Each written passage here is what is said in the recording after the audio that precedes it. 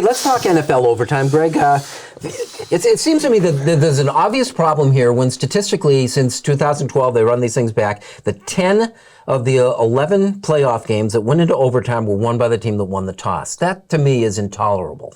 Yeah, I'm. Look, obviously, as a homer, and I like the Bills. Let's take the Bills game out of this.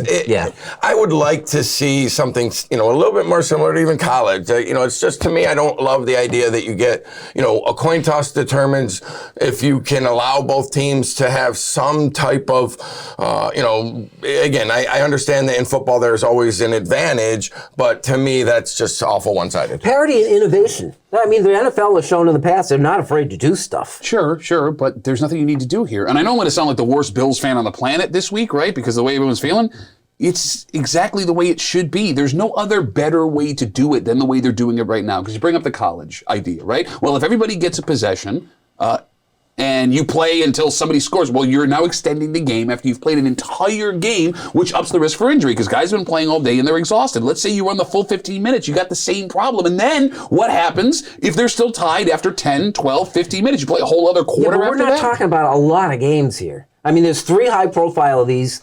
The Patriots winning a Super Bowl against Atlanta.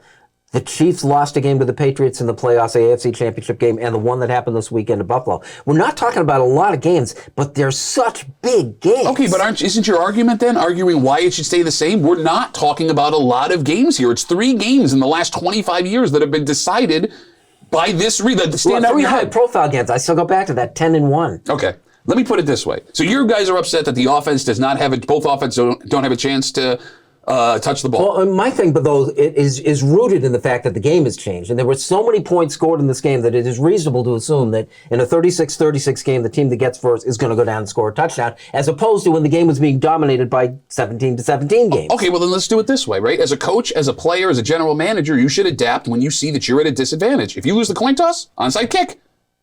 Why wouldn't you, right? If you know that you have, would that be gutsy? You know you have a 92% chance of losing this game if they receive the kickoff in the playoffs, onside kick. Bet you it changes things a whole heck of a lot now, doesn't it? That's the adaptation I'm talking about. Like, if you want to stick your fingers in the game and mess with it, you're going to have problems until you figure out how it actually works, how it works the best way, and there's no way to figure it out. There is one perfect way. It was a crazy thing, and we brought it up and discussed it here once before. It was the spot and choose option that the Ravens. So you win the toss, and you get to choose where the ball is placed, and the other team gets to choose based on that whether they want the ball or whether they want to play defense. No, but it's going to be like the 3-on-3 overtime in NHL. Complex. No, everyone's going to pick the 50. Everybody is going to pick the 50-yard line. No, if Kansas, I could just see them putting the Chiefs on the 5-yard line. And says, all right, you get the ball first. No, you take it from the 5. They just went 75 yards twice in a combined 37 seconds. But now you're making them go 95. Onside kick.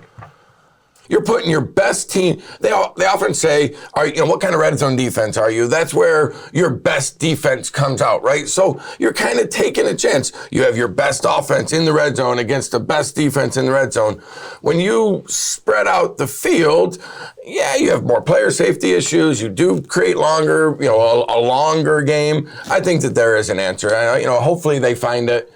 I don't know where that answer is, but I don't love the idea that we didn't make a lot of progress here solving this problem. Did you not hear my onside kick idea? I know, there was no problem. Brilliant idea. Thank you. Yeah, but then Everett's going to do it. Awesome chaos, baby.